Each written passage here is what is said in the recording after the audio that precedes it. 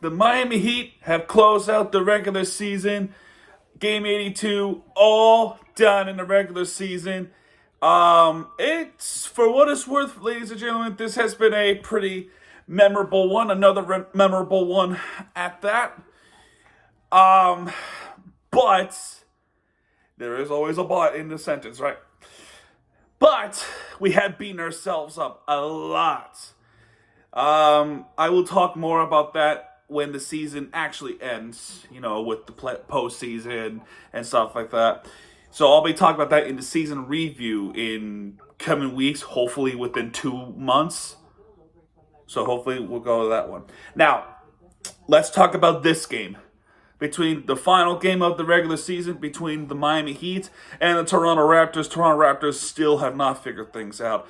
So definitely, I think what they figured out, their best chances is to have a draft lottery going up. So they're going to have this rebuild for quite a bit. So that's their call. If you hear this, my TV, the Marlins game is on. They just take the lead 7-5. So we'll see what happens with this one. But yeah, Miami Heat took care of business against the Toronto Raptors, and as they should. It was a kind of wonky first quarter, and then really took off in the second quarter. And some great plays I saw from the Miami Heat side. For example, one of them is a double pump fake by Tyler Hero, gives it to Caleb Martin, and then completely destroys the rim after that. That was just some play by both sides. It's just awesome to see.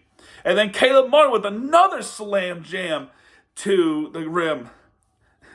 Freaking, what's his name? John Crotty calls it the Statue of Martin. Compared to the Statue of Liberty.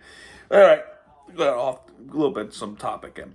Kelly Olynyk for the Toronto Raptors. We'll start off with the Toronto Raptors. Oh, good. Kelly Olynyk with the 11 points for him, with 1 3-pointer, 5 for 9 in field goals, 8 rebounds, 2 assists, and 1 steal for the former Heat player.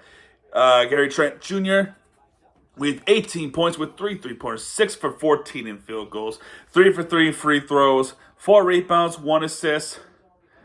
My goodness, Agbaji, there we go, with 10 points, with 4 for 11 in field goals, 2 for 3 in free throws, with 6 rebounds, 2 assists, and 2 steals and a block. Who's this one? Javon Freeman Liberty. Gets 8 points for him with 3 for 6 in field goals. 2 for 2 free throws with 7 rebounds. 1 rebound, 7 assists, and 2 blocks. Or 3 blocks. 2 blocks, I was right. Taking a peek to what's happening. So I'm kind of... Grady Dick with 14 points. He does make those smooth plays. Oh, that's catch. 14 points with a 3-pointer. 5 for 13 in field goals, with 3 for 4 in free throws, with 2 rebounds, 1 assist, and 2 steals. And then, RJ Barrett did not play this one. So the Raptors side was they were pretty short-staffed for this one. Nwora off the bench with 14 points with 2 3-pointers.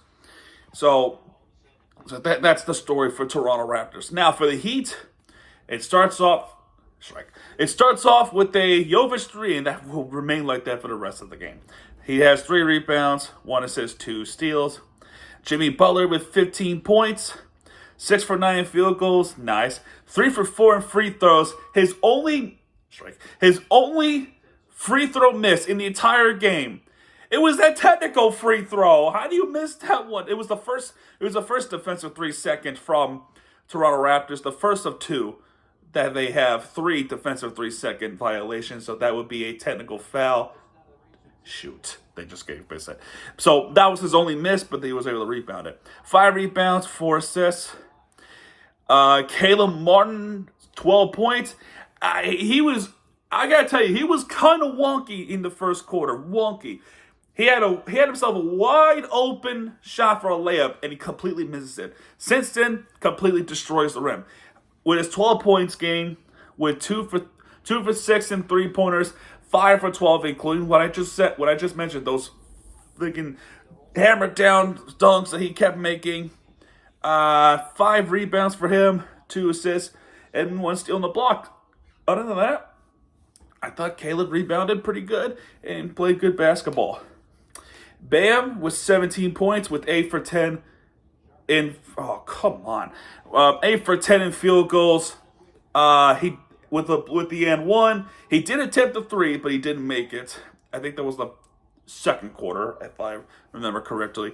6 rebounds, 2 assists, and 3 steals on a block. And Tyler Hero continued playing good ball with 17 points. 17 points for him with 2 3-pointers, 5 for 11 in field goals, 5 for 5 in free throws with 6 rebounds, 8 assists, 1 steal. Like, come on, runners at corners.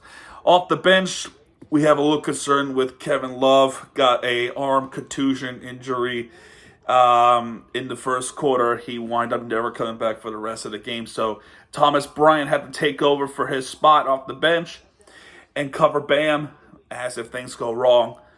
But for Bryant, he does have 18 points with 8 for 10 in field goals. It cut almost identical to Bam Adebayo's, except for the fact that he has 1 more free throw than Bam did. Not bad, just saying. DeLon Wright, Jaime Jaquez played great. Everybody played great. Absolutely everybody. All right, team stats.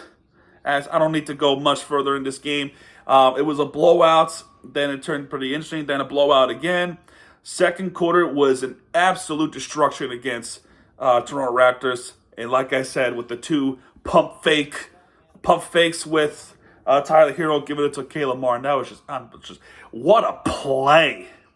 Just what a play, man. All right, when we look at the team stats, field goal percentage is better for Miami. I mean, by a margin. 3-point percentage, kind of identical. Miami has a little bit shorter or lower 3-point percentage because they shot a couple more, but they both even out with 9 shots made. Free throws, clearly it's the Miami Heat. Although Toronto attempted more and made 1 more. That's kind of weird. Rebounds, Miami has more rebounds than Toronto does. Miami has more assists than... Oh, please catch it. Shit. They just scored. Freaking Ozuna, of course. It's now 7-6. Anyway, Miami has more assists than Toronto does. They have more steals than Toronto does.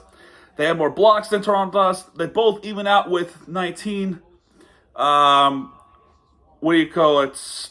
Toronto has 2 technical fouls because of the defensive 3 seconds. Same with Miami. They have 1 defensive 3 second, and that came in the third quarter, I believe.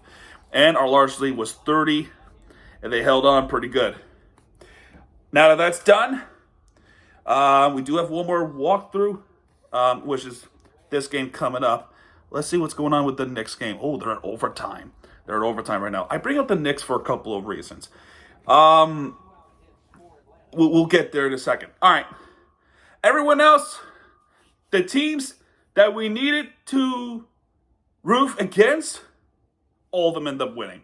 Orlando kicked the shit out of Milwaukee Bucks by 25. Let me just go to the standings. So they remained at 5th place, most likely playing against Cleveland, which is definitely going to be the case. Indiana is going to stay at 6, completely wiping out Atlanta, 157-115, my gosh. And Philadelphia, without Joel Embiid, did their job against the Brooklyn Nets.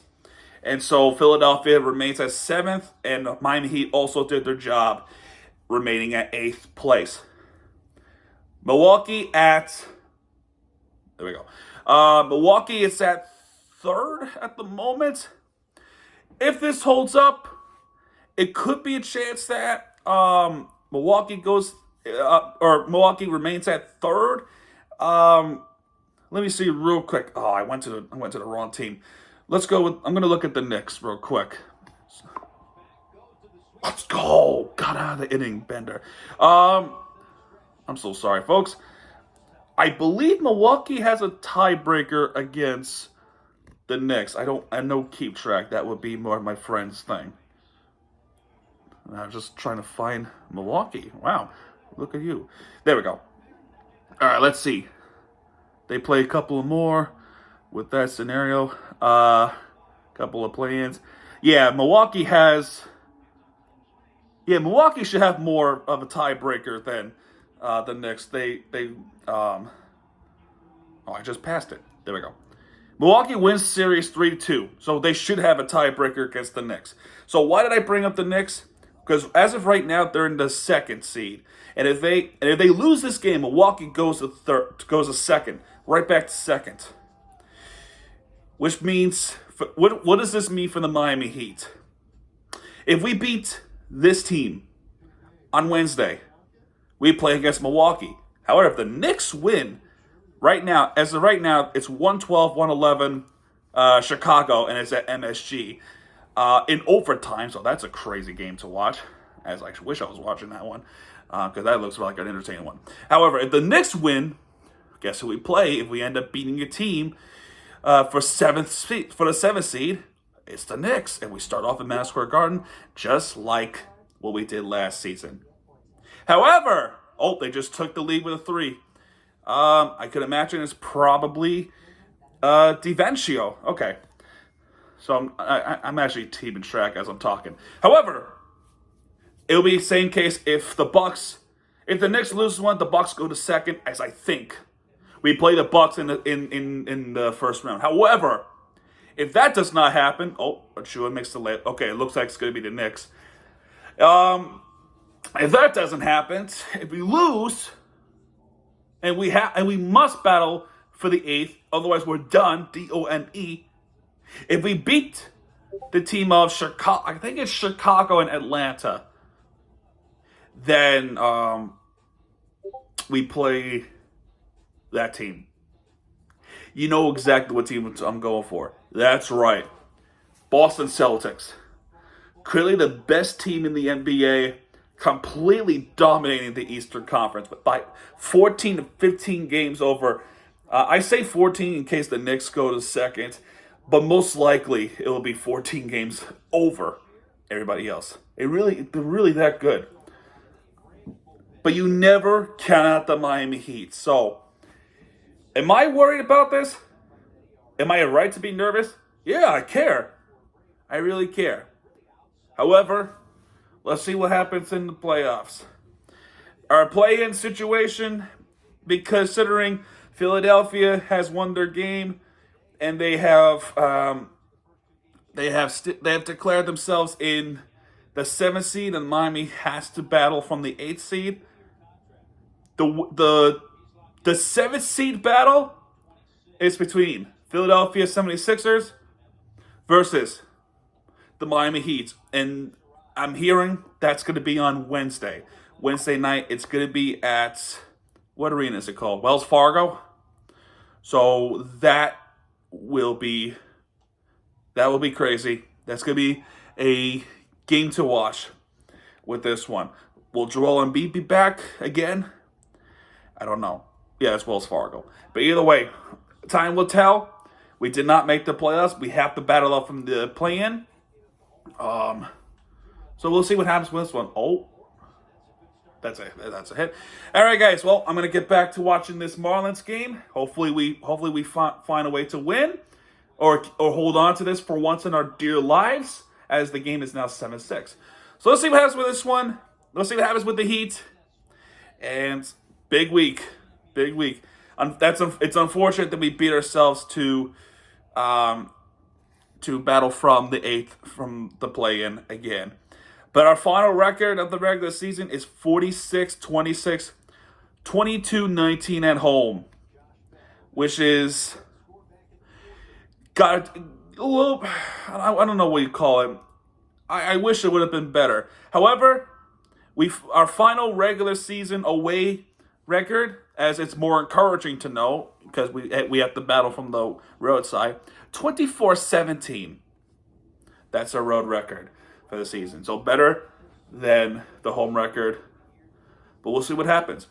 I would expect Jimmy Butler to spark the beast inside and go off.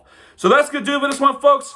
If you like this video, hit the like button, subscribe for content, because Miami 2G guys are back, and when it does, hit me right there with the entertainment you deserve. Folks, thank you guys so much for tuning in on these videos.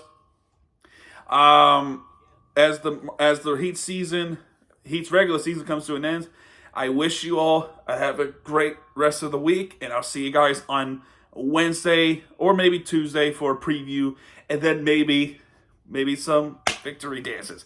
All right, guys, that's good to it, and I'll see you guys next time. Good night, everybody.